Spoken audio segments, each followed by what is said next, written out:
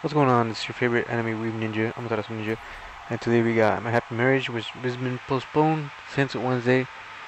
And let me tell you the amount of trouble that I had while recording this, and just getting the pictures, and even getting the video to work. I initially saw it on Wednesday, but I had to postpone it because I had other videos that I was working on, and I had a bunch of other shit going on. But today we got it. We finally got it after like fidgeting around with the video for 3 hours straight, seemingly. I finally got some of the pictures, and honestly, I didn't even fucking check if the pictures are good. I know a lot of them are low quality, but regardless, I'm gonna try to work the best as I can. And without further ado, let's just get into it. Cause this shit, man, was a headache, and I hope you guys enjoyed. And if you stick around to the end, I'd appreciate it if you drop a like and subscribe. Hit the notification bell so you don't miss a video when I make it another video. And with that being said, yeah, hope you guys enjoy this one.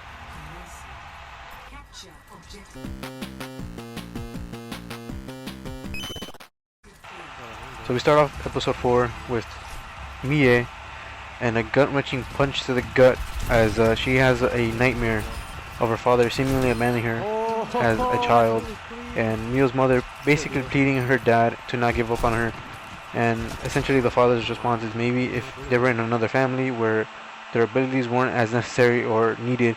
And Mio's mother essentially seems to be aware that she might die soon, or that she may not be able to defend her, as she states. And again, we don't know if it's an actual memory or if it's just part of a made-up sequence, since it is her nightmare. And essentially, she just wakes up immediately afterwards. And again, some of the stuff later on is going to be stuff that happened in episode 3, so you might want to go ahead and watch that so you can get a greater depth of what the hell I'm talking about and not be lost. So again, continuing on, Mio essentially asks Yuri for advice on the gift for Lord Kudo as for a present. And essentially last episode again, Lord Kudo ended up gifting her a comb, a brand new comb that looked exactly like, almost identical to the one that her mother had left her behind. And essentially, you know, she wants to repay that favor by getting him a gift. So Ms. Yuri suggests that she makes a gift as she has very little money. Again, Mie has very little money, so she suggests that she makes something. And Mio essentially chooses to braid a cord after she's handed a book, and she chooses a gift that she can make out of that book to essentially make for, again, Lord Kudo. Mio again then tells Kudo that she will be going out on some errands with Yuri, which is the maid again. To which he expresses concerns and even offers her a charm or an amulet, and again warns her to never take it off, as you know it's supposed to be a good luck charm or like for protection. I'm assuming that he's probably using his powers to like have something watch over her. And again, we'll get into that, which is called Spirit Sight in this anime. And again, watch the previous episode. I'm pretty sure it was in episode 2 where I specify a little bit more into it. Again, continuing on, after we see Koji's relationship with his older brother, and essentially how irresponsible his older brother is, and he's basically forced to step up as he's the younger brother, but usually the older brother is the one that marries out or into another family or what have you. But again, since he's irresponsible, Koji is the one who has to step up and basically marry Kaya. Otherwise, he'd probably be the one marrying Mie and maybe saving her from her predicament, but who knows. Again, with essentially Koji's brother ends up closing Koji's mouth with his powers so as he doesn't speak. So we get a glimpse of other ways that people use powers in this anime. And again, we cut back to Mio and Yuri, which they're in town, and they're looking for threads. So they go into this little thread shop, and essentially they're choosing out what they want for the braided cord, which Mia decided to make for Lord Kudo. And again, they're browsing through the colors, and essentially she ends up picking the one that she likes. And I'm sorry I'm going a little fast because this was, again, like I said in the beginning of the episode, is a real headache to make, and I don't know, I had so much problems with this anime in particular this week. But again, I'm sorry. So just try to keep up. I'm going to be talking fast and rush through it. Going back to the anime, after she gets what she needs, Yuri goes to buy salt, again stating that she forgot and she had other errands, basically leaving Mio behind and telling her to wait, as that's her job and she doesn't want to bother her with it, as obviously she's there to be married and not to do the work. And then essentially, I mean, she gets like a grasp from Kuro about her past, how badly she was basically mistreated. So they don't want to. I'm assuming that she's trying to be nice and not let her make her think like they're forcing her to do stuff and act like a maid, as she was in her original family. So Kaya ends up finding Mio in town, and essentially she's alone and she's terrified. This is after Yuri had left, and we cut back to Kuro immediately after, where he arrives at Mio's father's home, in which he reveals that he knows all about her past, and essentially tells his father that he wishes to marry Mio, and he actually means it. To which he's surprised and taken back, and again we come back once again in town to where Kaya is seen belittling Mio and assuming that Kuro had abandoned her, seeing as she's alone in the town, by herself.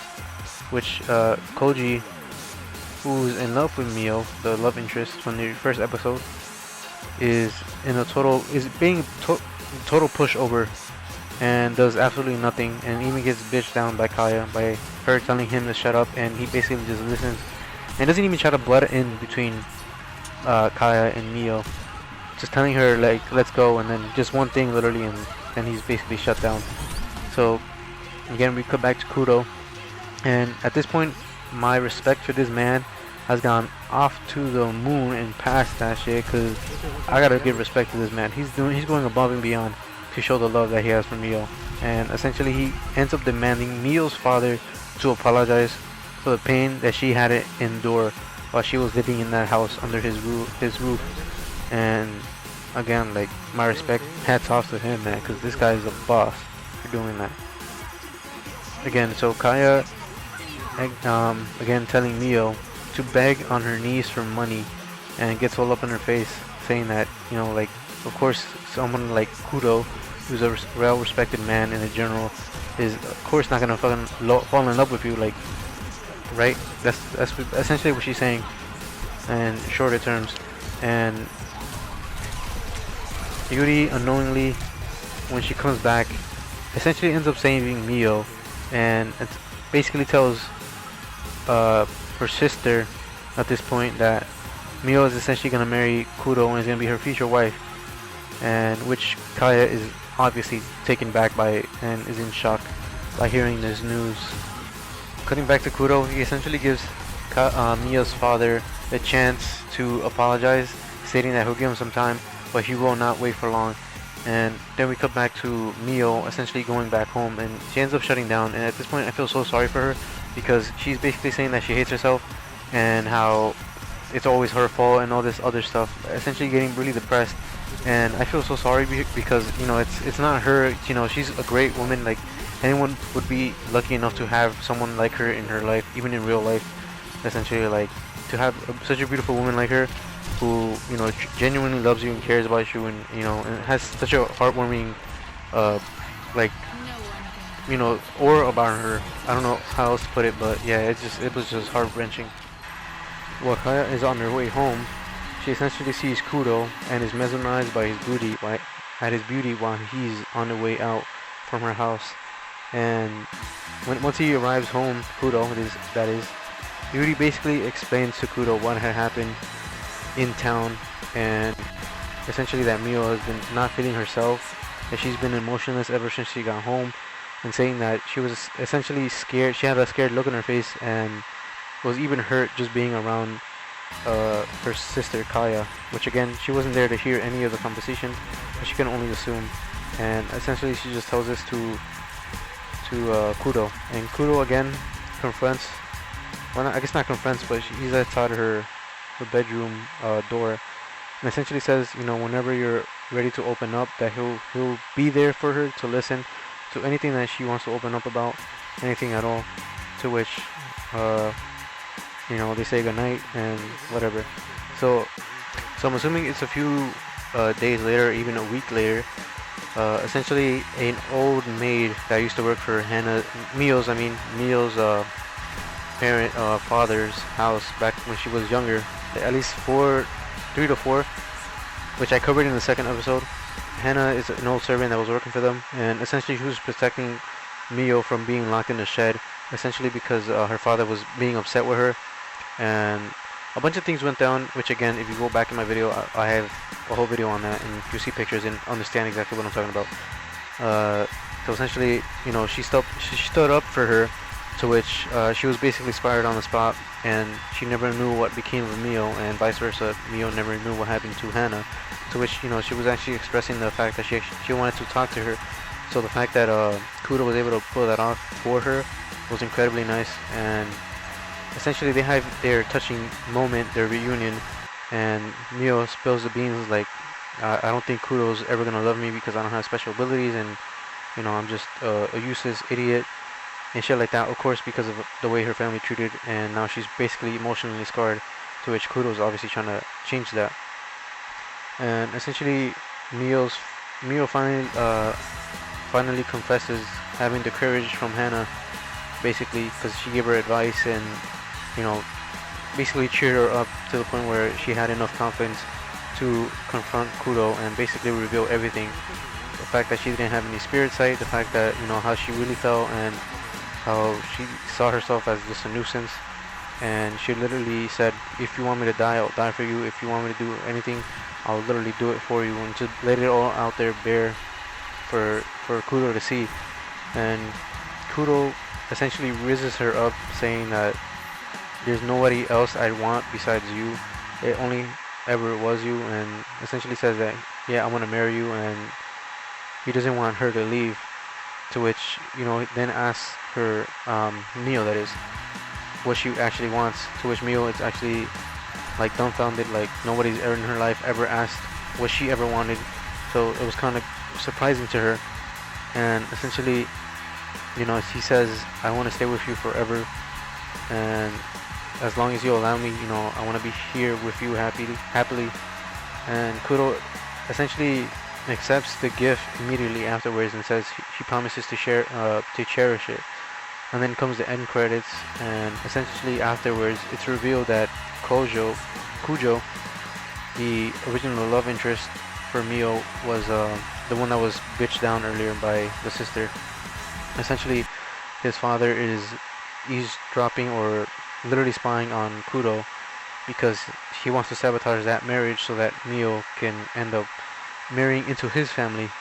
Because again, like I specified in previous videos, her mother basically had the special ability of foresight, or spirit sight, and essentially there's a chance that she might be able to awaken that, and he wants to ensure that if she doesn't awaken that ability, that he has power over it, essentially, so that his family has power. So again, it's just basically doing it off of power, and that's gonna be the end of the video, guys. Like I said, this video was such a pain in the ass to fucking make. It's literally, I would have been done in half an hour ago, but it's literally about to be 1 o'clock in the morning, and just the loops, the fucking hoops I had to jump through just to make this video, even though it came out 3 fucking days late, because it was supposed to be a Wednesday video. But anyways, man, it's crazy. If you guys stayed here for this long, I appreciate it. Drop a like, subscribe, hit the notification bell so you don't miss the next video. Follow me on Twitch, same name, I'm Karate Ninja. You find it easier lowercase. And with that being said, hope you guys have a wonderful day. As always, peace out. Deuces.